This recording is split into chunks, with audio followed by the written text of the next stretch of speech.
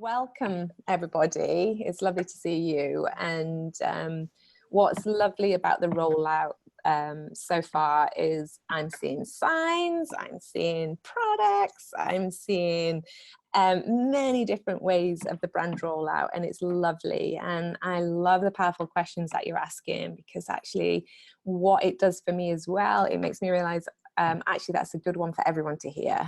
So I just put that back on ctfbrand.com and we just explore it a little further, and that's what's exciting. We're kind of learning together. Even though we've got something established, we're also growing into the brand,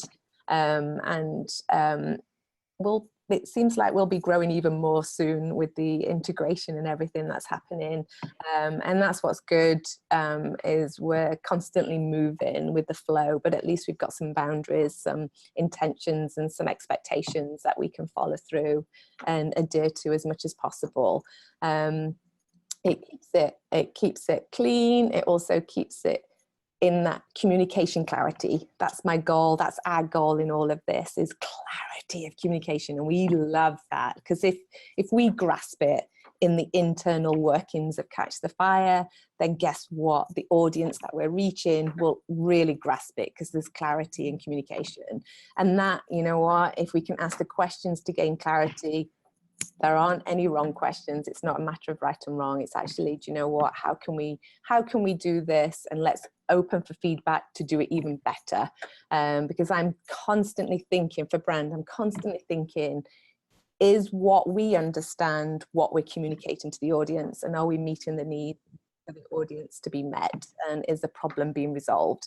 And if we're doing an okay job, brilliant. I'm okay with that, because we can grow into being a more than okay into an excellent job of communicating.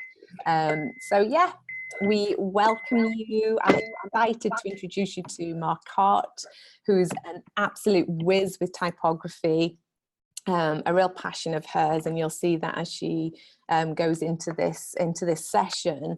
And actually what it does do for you designers and communicators is to actually begin to, we've got some screen sharing now, which is great, is actually realizing this is a really important value of brand. And if you've not valued it up until this point, I think you will by the end of this session. And that's our goal, really, for you to fully understand that actually typography is a really important element of the brand. And really, this is where the fun begins. I love type too, so I'm smiling on the inside for this session. So Mark Hart, here we go. Mark Hart is based here in Toronto, and an absolute whiz with typography. A lot of her work comes through in Catch the Fire. So you'll get to see what she does and what her passion is, and actually how that adheres to the brand that we've established. So welcome, Mark Hart. I will hand over to you and let you begin.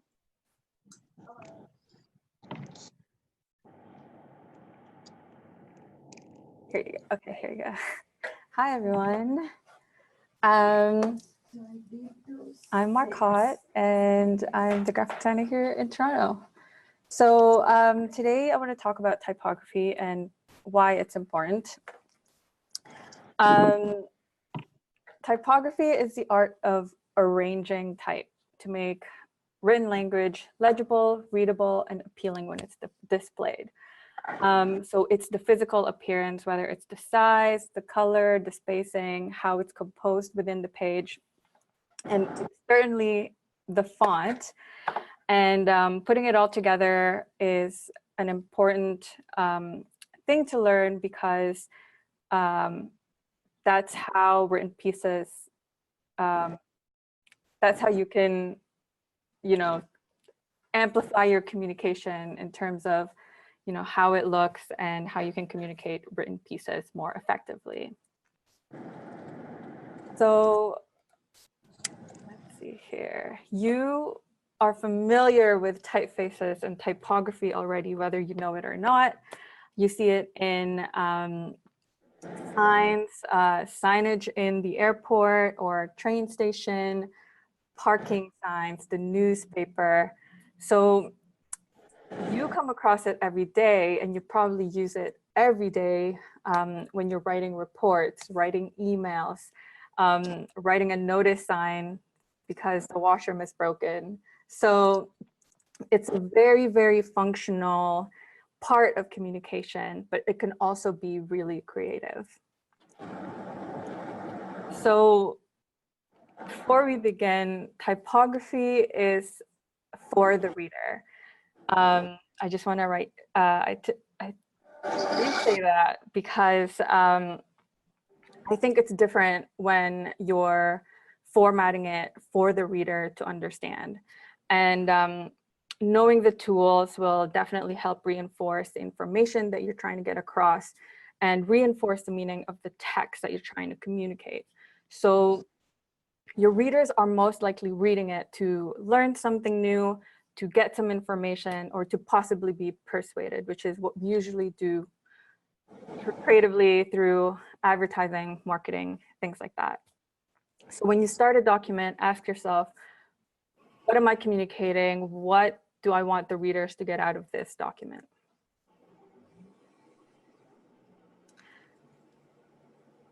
And just for good measure, good typography amplifies communication.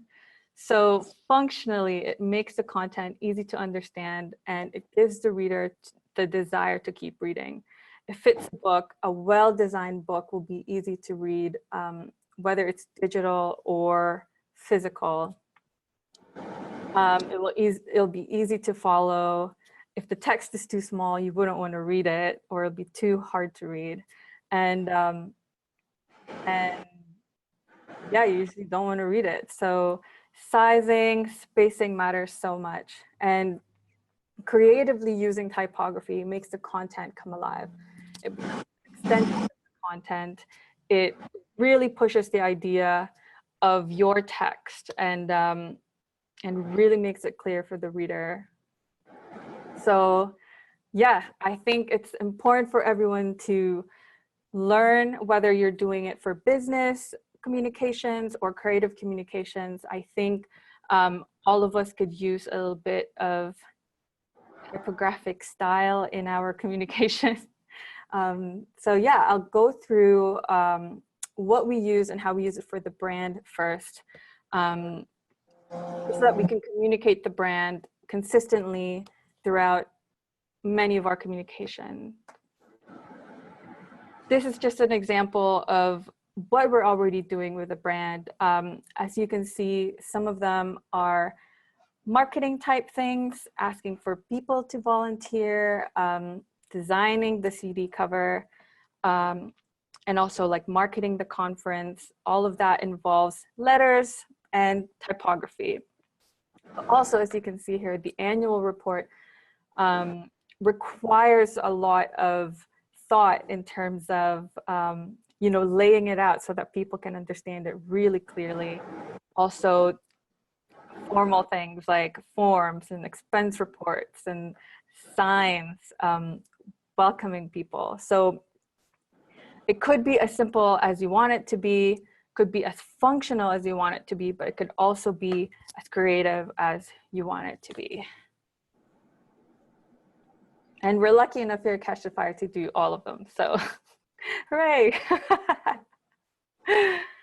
So I'm going to go through some of the brand essentials and some of the key things that would help you use typography in your day-to-day Catch the Fire communication. So our primary font is called FF Nort, and we chose it because of the options that it comes with the whole family. So as you can see here, there's many thickness, like the thickness of the letters are so varied.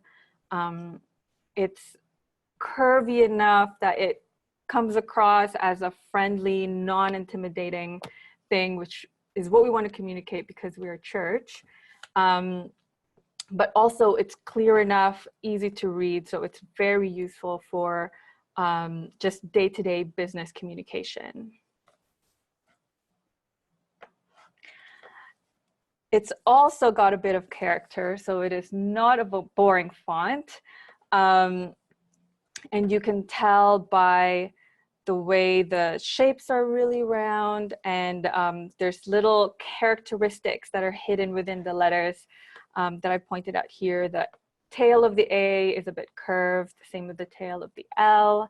The M doesn't go all the way down to the baseline, and the T is slanted. So if you're keen and detail-oriented, watch out for those things when you're trying to choose your fonts or when you're noticing someone's sign. So keep an eye out for those. But definitely this makes our, it makes our logo and most of our communications unique. And yeah, it makes our logo unique in that you can't just type this out and, you know, say catch the fire with a little flame on it.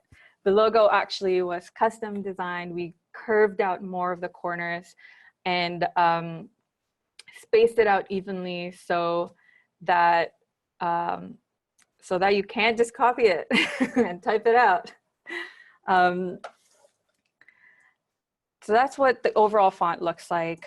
We also have a secondary font, which is Roboto. Again, we chose Roboto because it shares similar qualities with our primary font, which is Nort. So the letters are similar. If you notice the lowercase a, it's the same-ish shape. And it's very straightforward, has the similar curves, and basically the shape of the letters are similar enough. So FF Nort, actually, you have to buy. It's a premium font, but it is free if your website is hosted on Squarespace. So it's one of the free fonts that you can choose when you're styling your website. But the default option for Google Suite, so any of the Google Docs, Google Sheets, any of that, Roboto actually comes for free with it. And it's actually incredible because it comes with all of the font weights too, kind of like this. So it has thin versions and extra bold versions. So it's been really useful for us here at Toronto, especially when we're designing just day-to-day signs. So I am a big fan of Roboto. So if you don't have any of the design programs like Photoshop or InDesign, here in Toronto, we actually use canva.com just because it's easy for us to share a design within the team. And so Roboto also comes as a default font in that web program. So it's been incredibly helpful to have the primary font available for us and also having an alternative for when we just need to do quick designs.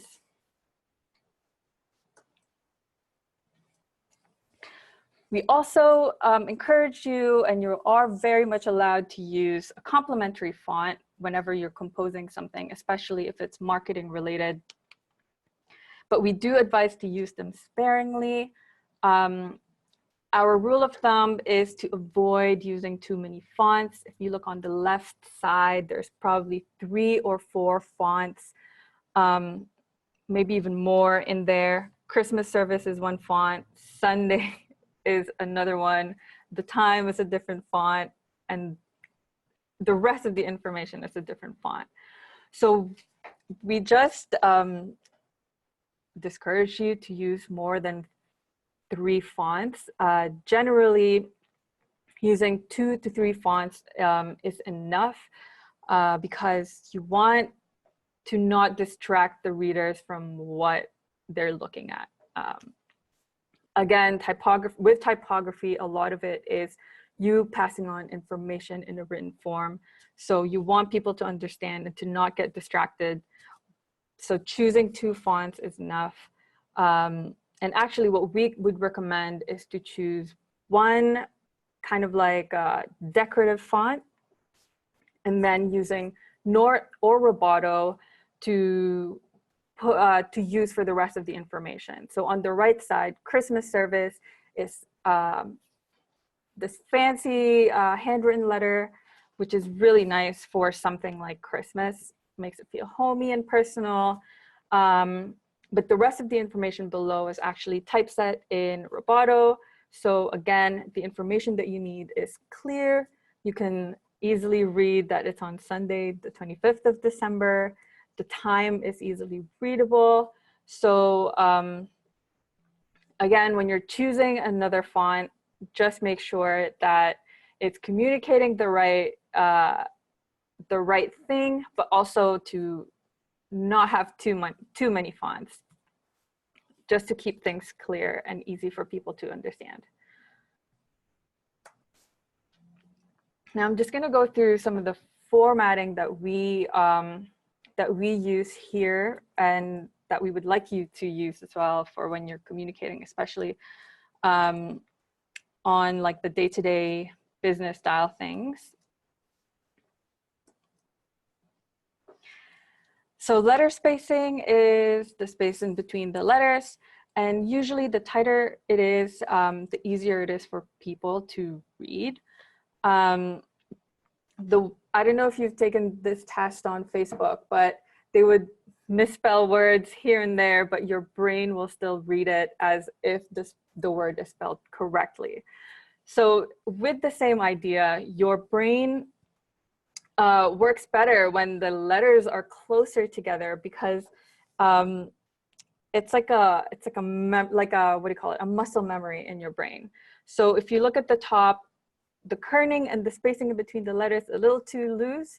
So to me, that, I mean, you know what it reads, so it's easy for you. But if you're reading this for the first time, it's actually really uncomfortable because the spaces, not just in between the letters, but in between the words, almost kind of blend together.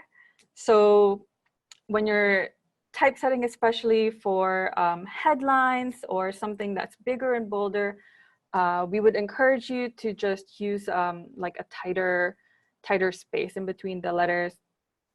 The words are more clear. The separation between the words are also clear. And yeah, it just makes it easier for people to understand the text right away. Sentence spacing is also really, really important. It's one of those things that you probably unconsciously do. So sentence spacing is, again, the space in between the sentences. So this one is highly debated. You've probably learned to double space after each sentence, but for our communication, and this is across the brand, whether you're writing a formal letter to the Prime Minister or writing a paragraph about a conference, please, please, please only use one space bar in between the sentences. And the reason for that is it just makes it look more even. If you look at the top, double spacing now actually creates a wider, uneven space in between the sentences. And sometimes it breaks you might not notice it, but it will kind of disrupt your reading a little bit. And when you look at it from afar, the spaces in between actually is very, very obvious. The reason why we double spaced to begin with was back when typewriters, or like when we were typesetting with typewriters, it jams when you don't double space. So we've been taught verbally, and it's been passed on that you just have to double space all the time. Also, when the typewriters, the letters in the typewriters have even spacing. So actually you double space to kind of indicate that a new sentence is starting. But now with digital typesetting, and also with just the way typography improved and typesetting improved in the digital world, you don't really need to do that. You're not going to jam your computer if you don't double space. So that is one of those things that just evolves with technology. So really, we don't really have a reason to double space anymore. I'm clearly passionate about double spacing.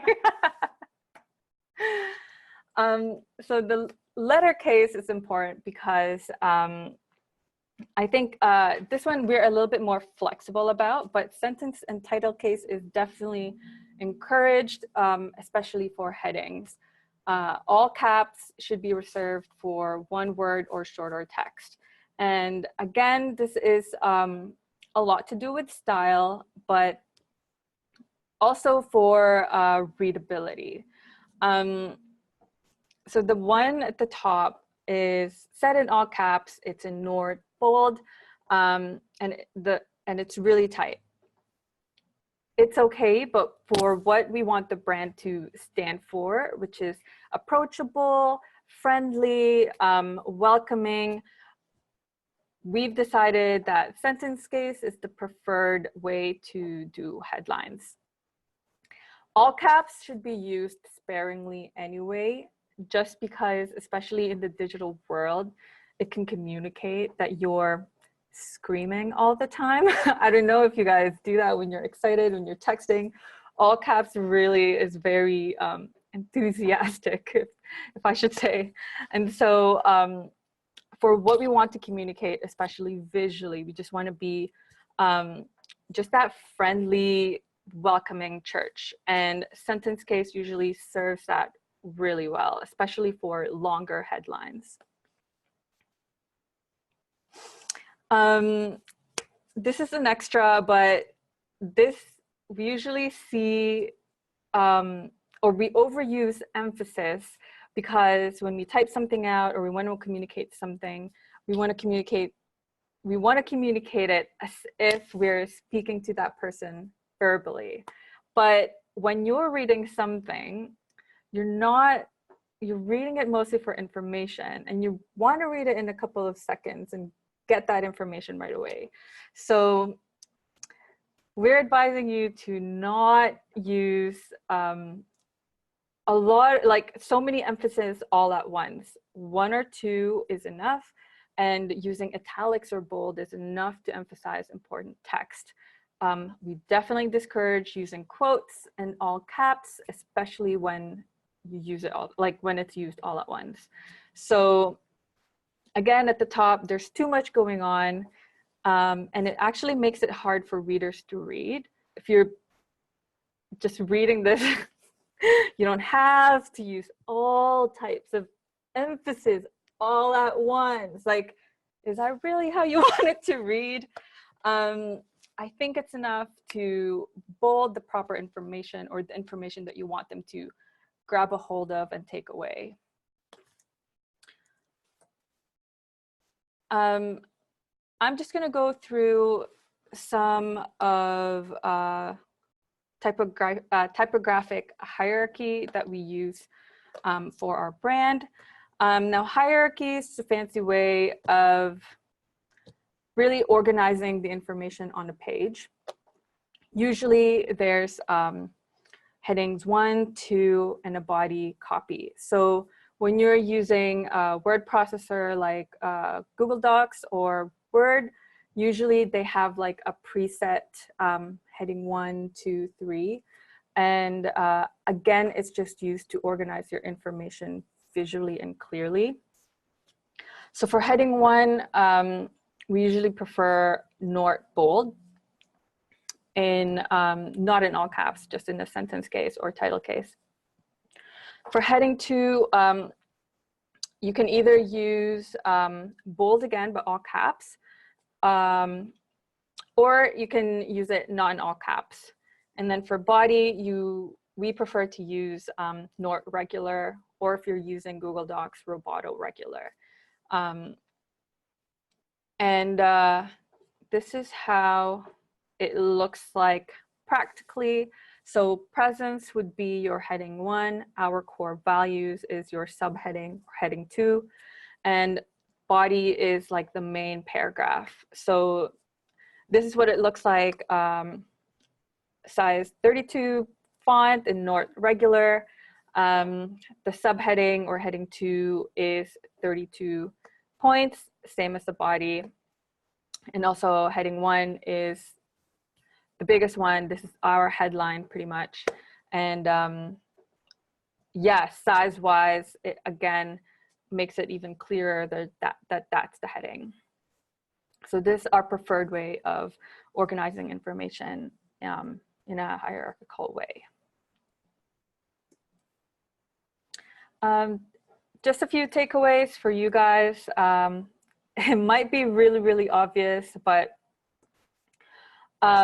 when you're starting a document, make sure that you read and understand the text.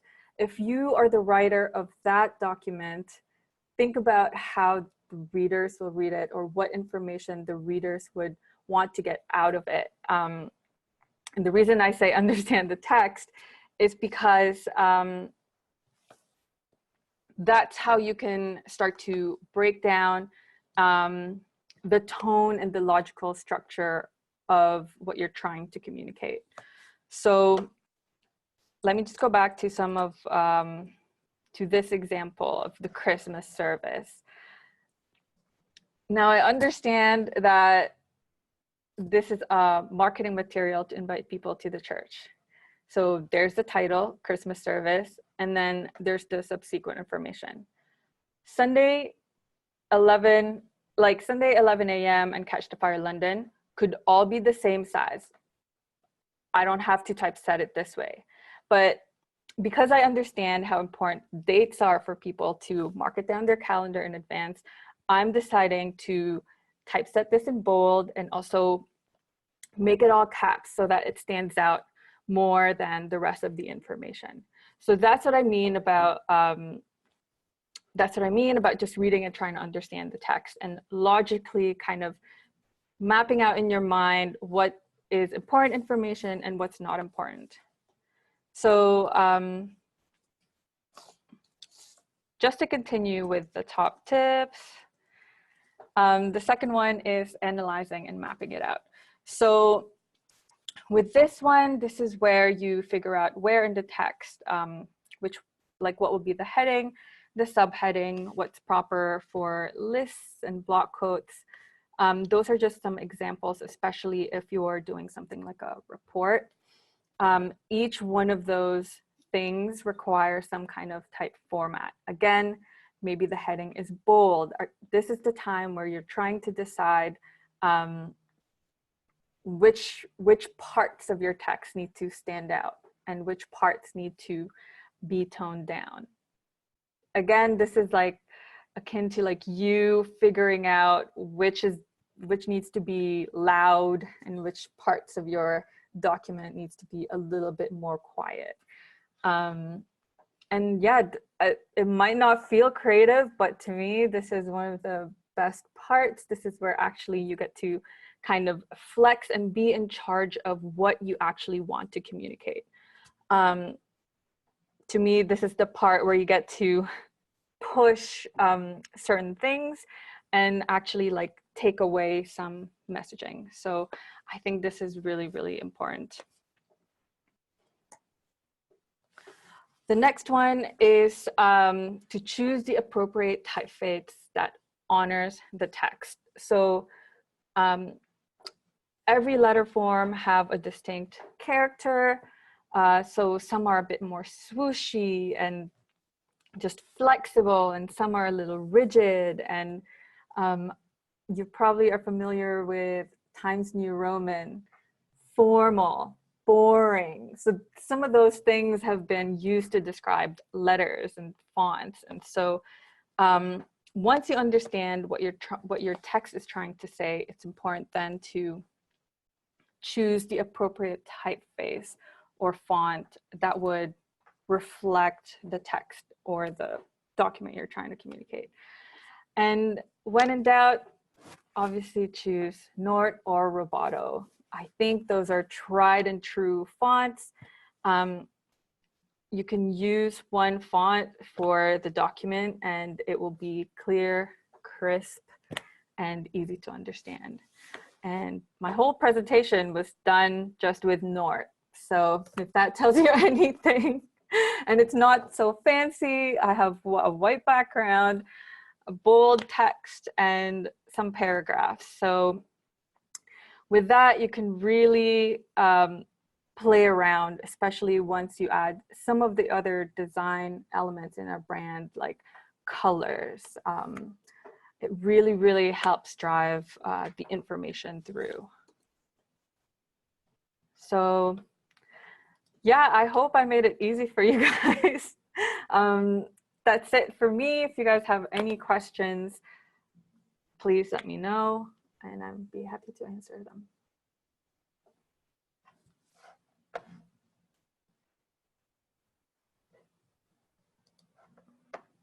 Okay, any questions? Yeah, go for it, Anne. You need to unmute yourself. Here you go. There you go. Got it. Okay, thank you. I have a real challenge accessing FF0.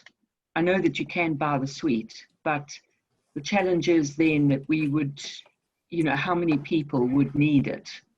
I know that the guy who does our web actually uses Squarespace, so he has access to FF0, which is brilliant. Right. But for the rest of the documentation, I'm not a great Google Docs user. Now that's a terrible thing to confess publicly. That's okay.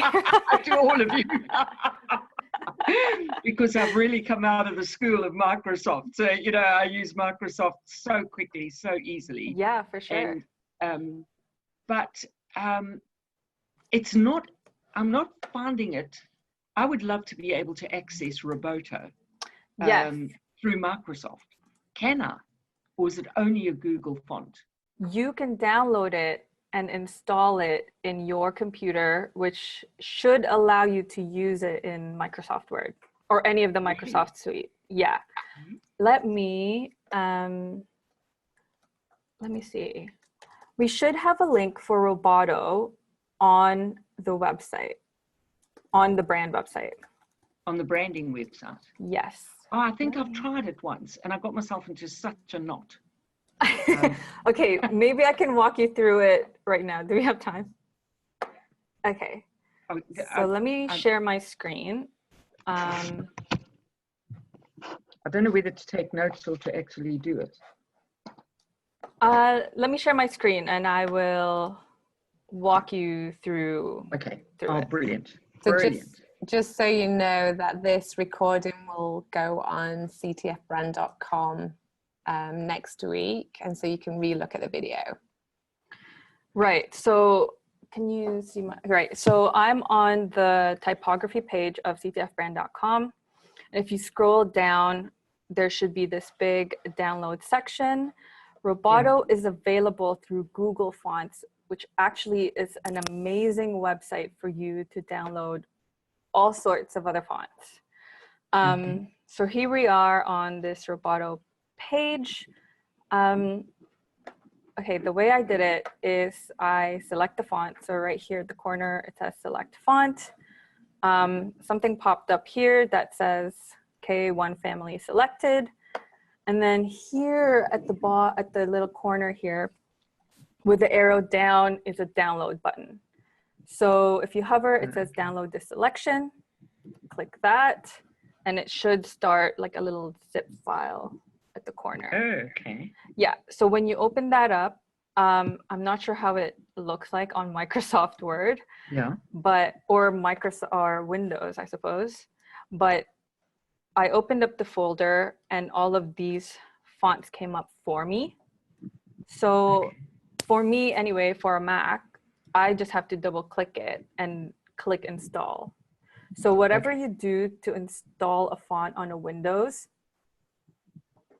if you know how to do that, just do that. Fine. But yeah, when you're downloading fonts through the Google Font website, the sneaky little thing usually pops up and it's actually really hidden. So you can shop around for many other fonts and just keep adding selections. So I can that's like that where we saw the one family that you select. That is basically a dialog box that pops up in the bottom right corner. Yes, this little thing. Okay. Because if I could get that cracked, I Yeah. would just feel so much better, because then I could show everybody else how to do it as well, you know. You will be And- set. Yeah. Thank you. Okay, no problem. That's really good. That's wonderful. Thank you. So we have a question from Mark. Do you have a list of some complementary fonts and their suggested uses? Ooh, plenty. Okay, so the way I would select complementary fonts actually is based on what I'm designing it for. So if I'm designing it for a kids ministry, I can just go crazy. I guess I'll share my Canva. Might be a bit messy. Okay, so let me share my screen again.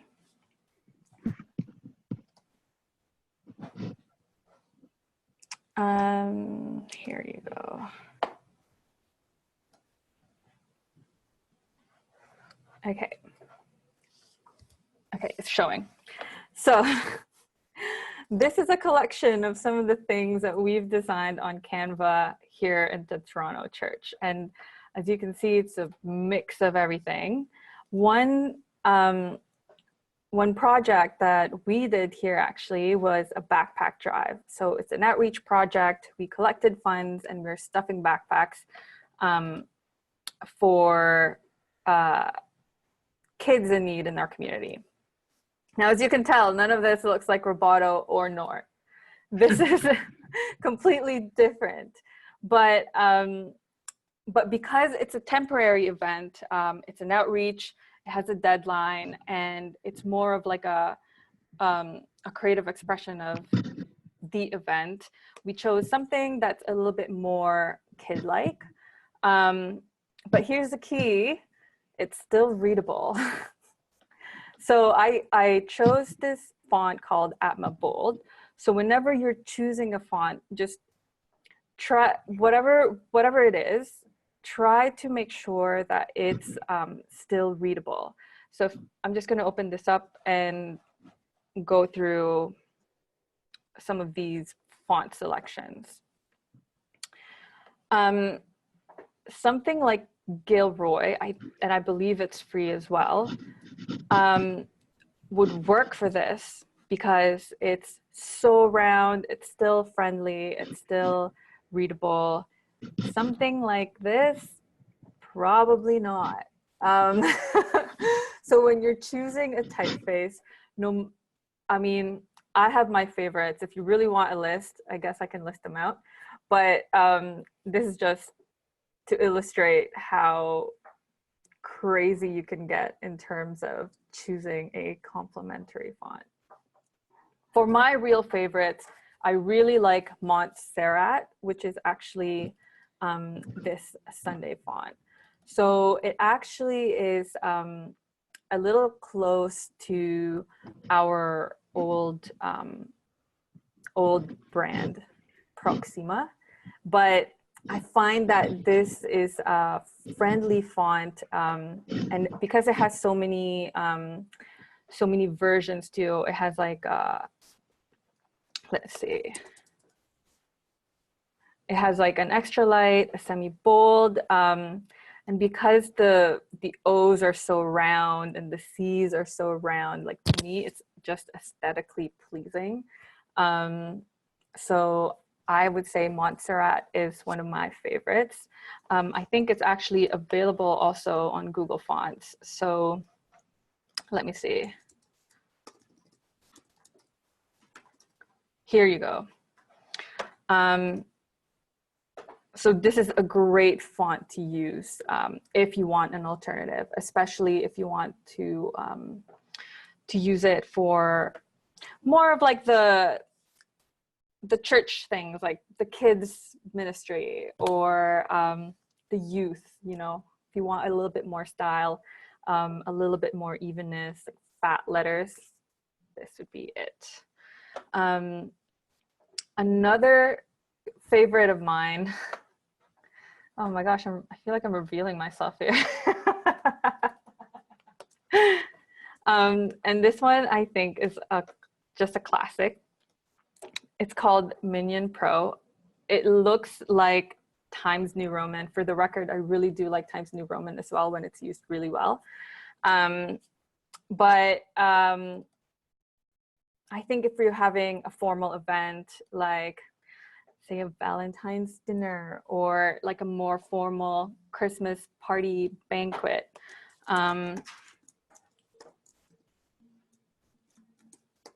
even if typing Christmas banquet in this font already feels appropriate. So Minion is a definite favorite. And if you don't have Minion, to be honest, I really do like Times New Roman.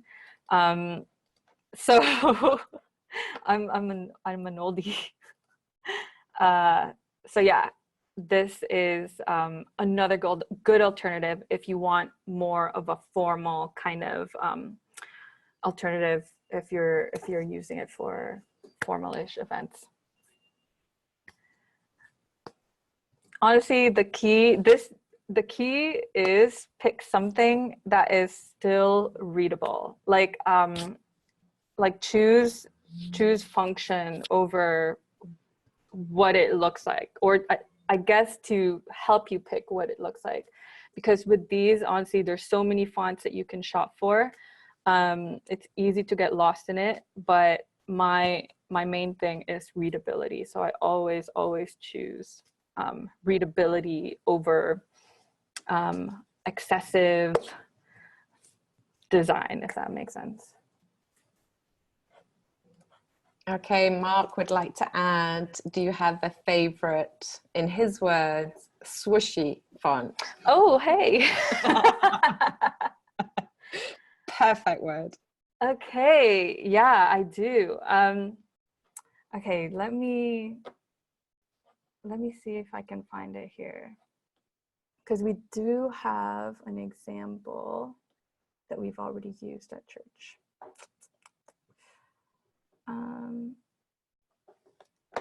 Okay, let me open this up.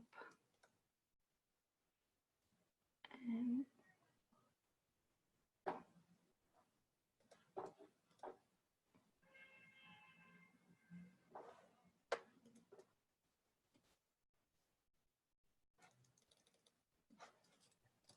okay, let me share my screen again. I should just keep it shared.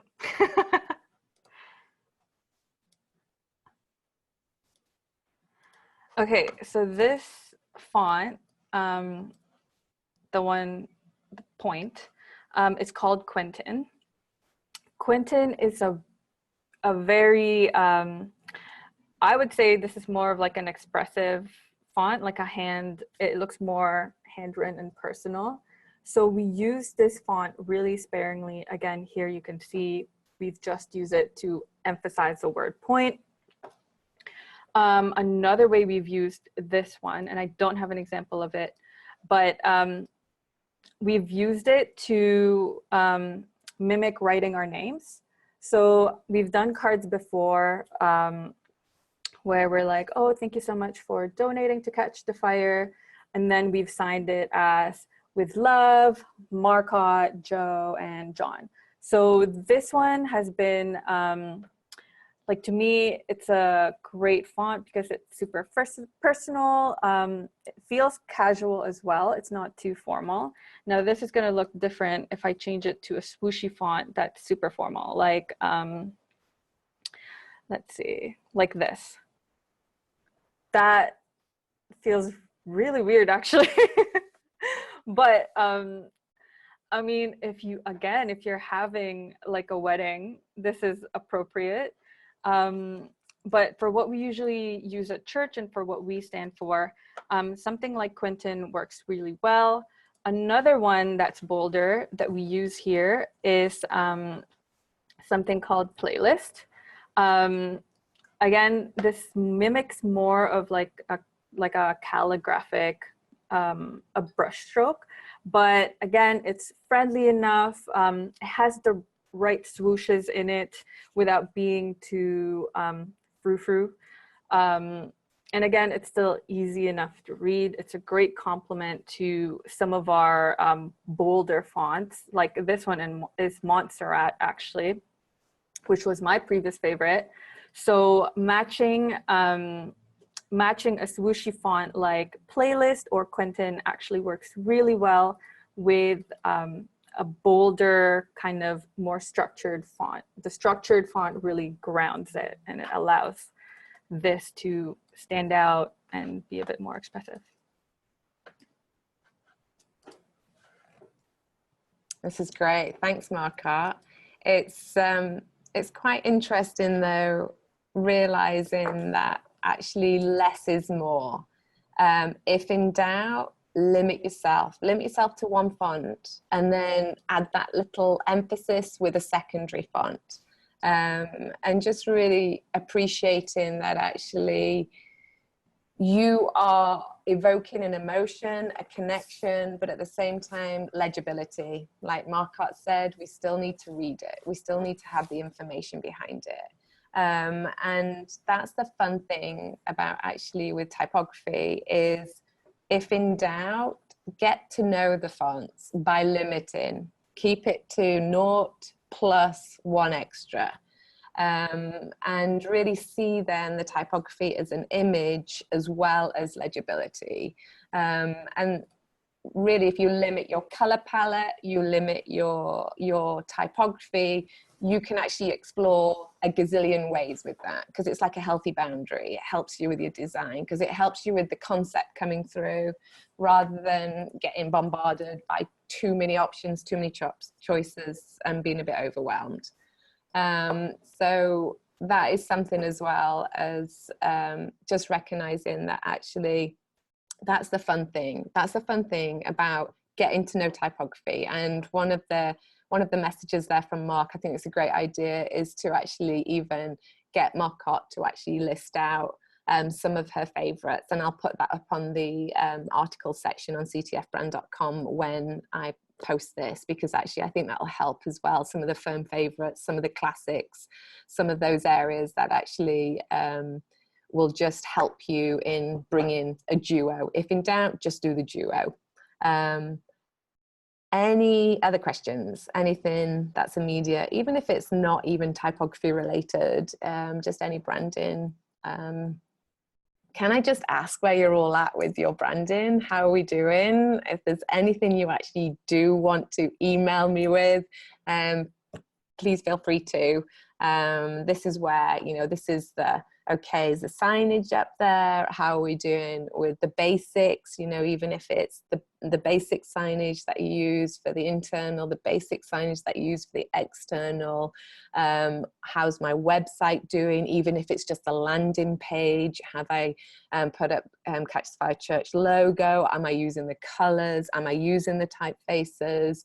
And even the how-to sometimes of downloading a font. Thank you so much, Anne, for asking that question, because actually, you know, we can presume that it's an easy step process, when actually, you know, not a lot of us do that in our everyday. So we understand that also, if you're not a designer, that actually, or even if you're not using it as frequently, things like that can be a bit of a challenge and a barrier for you to progress with the brand rollout.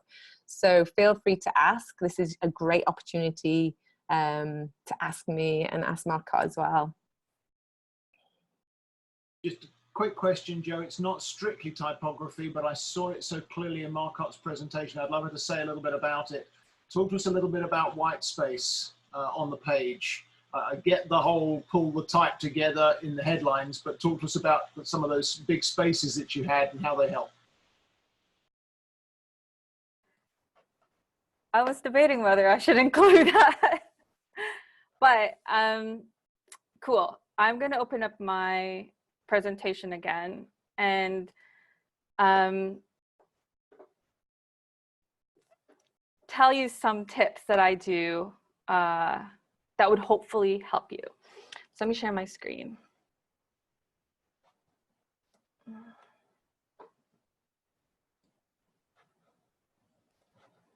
Right, yeah, okay. I'm on Canva now, right? Okay, excellent. So I have a couple of guides that help me in terms of choosing headings. And again, because I feel like this is personal, I don't normally say it out loud, but I will today. So usually for the main headline, I choose a size that is double the space, double or triple the size of my body. So if this is my body, this is right now 28. My headline is 72. So that's close, like that's triple and above.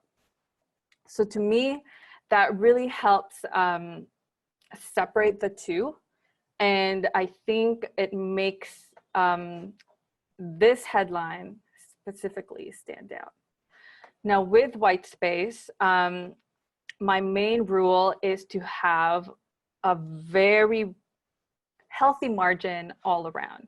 So as you can see here, I'm gonna draw some boxes to help. But let me see.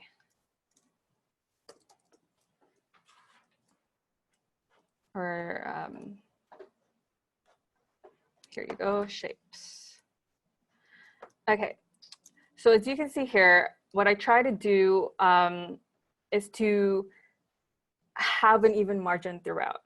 So if I use this corner and this line as a guide, I would just duplicate this however I can and try to have like a healthy boundary throughout. Now in Canva, it actually gives you a bit of a guide, which is super helpful. So you see those purple lines. It already kind of gives you a visual margin. So it keeps all of your content in a healthy kind of way. I would even go for a closer, more healthy kind of margin if I could, especially when you're printing it. So digitally, a margin like this, or the size I originally have, is great. It works, especially because with your screen, it's usually open anyway. But when you're holding the paper, it actually helps to have a wider margin. I don't know why.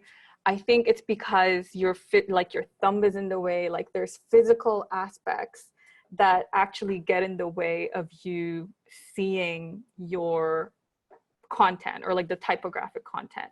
So I usually do an inch, sorry, I don't know what it is on metric, but an inch all around, I think is great for printed materials. When you're laying something out, my tip actually is to use or to look at your type things, elements, as shapes. Block it out as shapes. So how I would do that would be, it's just an example, and I will, that's a shape. And I'm just gonna go for it edge to edge.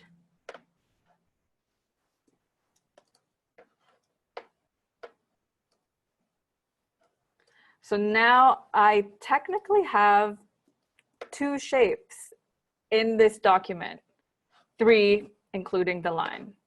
I'm not worried about what it's saying. What I'm worried about now is the general physical real estate it takes up on my page. And I think how that helps me is when things are in boxes, I can see things more evenly.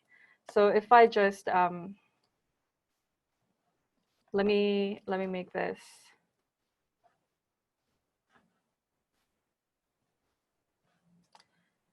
Now I'm seeing that my body is actually not even. So I could even probably extend it here if I want to. If I want to be really stylish, I could just take up half this page. And now my font's gonna look like this. So I think blocking things out, even if you're sketching it with pen and paper, I don't know if like that would probably help. It definitely helps me figure out how much white space I need. So now I can see that this actually is mostly even, but if I count the white space up top and this bottom space. So it's actually horizontally even within that space. This one also is horizontally even between this space and this space right here, if I count the line as a guide. So blocking things out is definitely a trick that I do whenever I'm composing something. Now, I think for me, it comes a little bit naturally now that I've done it, like I've done it a few times. With practice, it would definitely help. Now, okay, let's try this. What if this font is actually this big? And now I've lost my white space at the bottom. Again, I would do the same trick, block it out. I'm seeing that there's actually not a lot of white space down here. So I'm just gonna move this whole thing up and make sure that visually there's an even space between the top and the bottom, so that when I take it out, it feels like a healthy kind of balanced image. Does that help? Okay. That was great, Marcotte. Thank you. You're welcome. That's really good. And I think this is practice, and visually space is designed just as much as the space for the fonts, the types, the images. And it's realizing that we love space design just as much as, because that's an element too. And you may have heard that, you know, I call it bottom heavy as well. So a good little tip is actually, if in doubt, have equal top to the sides and then the bottom just slightly bigger. It just visually sits well. And so there's just little things like that that may just help you with that sense of space.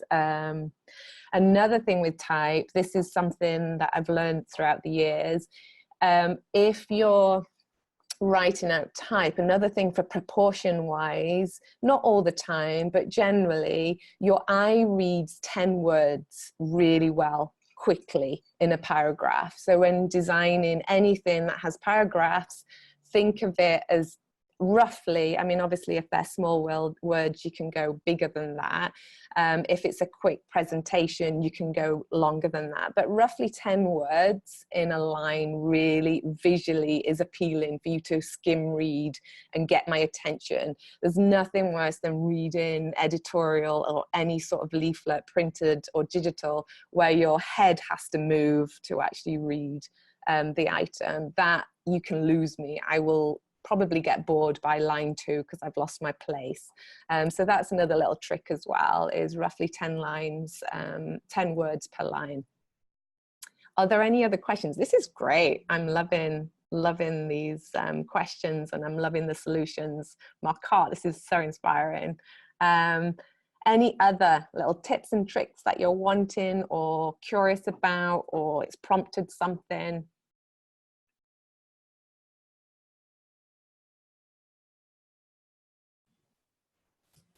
Anna has one. Here we go. Is that right? Yeah. Something I've learned over the years is actually that left alignment is better than full alignment. I remember I'm from the old days. I'm an ex-teacher. And when we did educational psycho, there were tests that they ran to demonstrate that a child would comprehend more if the paragraph was presented in left format than in full format. Now, this was many years ago, so I don't know whether there've been refreshed research findings since then, but I've used that as a rule of thumb, and I've watched myself. And if I'm in newspaper format, I skim read, and what I'll absorb out of that whole article is far less than if it's left aligned. So I find that really helpful, because sometimes people don't like that because it doesn't look pretty, but I'm looking for comprehension and for, you know, the ability to actually read and take away with them what I've got on my presentation. So old school a bit in that. But it's such a helpful tip. So I just wanted to share it. Wonderful. Love it, Anne. Thank you so much for sharing that. And I think it goes back to what's the purpose of your type. Yeah. If the purpose of your type is actually more of a visual inspiration, they don't really need to know the full story, then you can kind of rule break. But if it's something that's actually really solid information that I really genuinely want them to fully know the actual capacity of that information, then tips like that are phenomenal, because you instinctively do things without you realizing. And that again is assessing your purpose. You know, like Marcotte said, what's the reasoning behind this content? Is it purely visual, or is it a date and a paragraph that I really need them to know and take away and remember? So it's great to understand the briefing on any design that comes your way. Really, at the end of the day, we are on information overload in our everyday. So if we can inspire, that piques my interest to read more. You've got me as an audience. But if I'm bombarded and you've really not got me, you've lost me, and oh my goodness, that was an important date, that I've missed you as an audience. It's remembering that too. There's so much information. If we can edit it down to be succinct as well, you do not need to give me detail. You just need to snap me and get my attention, and actually you can provide later the information in detail as and when necessary. So it's just assessing the motive, but that's a great tip, and thank you for that. Anybody else before we come to an end? Great. Well, thank you so much. This has been absolutely inspiring and again informative. So thank you again, Marcotte. This is fantastic. Feel free again to email, call me, text me, whatever. And just really, I love the emails that come in. Love giving feedback. I'm all about this learning as we go and growing into something, and things will possibly change for the next season, and that's not to put a halt to everything, but obviously there's the integration happening, but we're here to support and equip and journey together as we progress into this next season of the brand. We're just growing into it, which is phenomenal, of what God's creating. So, you know, we're the communicators to actually communicate that clearly, and I'm constantly asking those questions for clarity. So I love it. So feel free to ask further questions for clarity, because I think a lot of people are thinking them just as much as asking them. So wonderful. Thank you so much to everyone, and I will see you next month.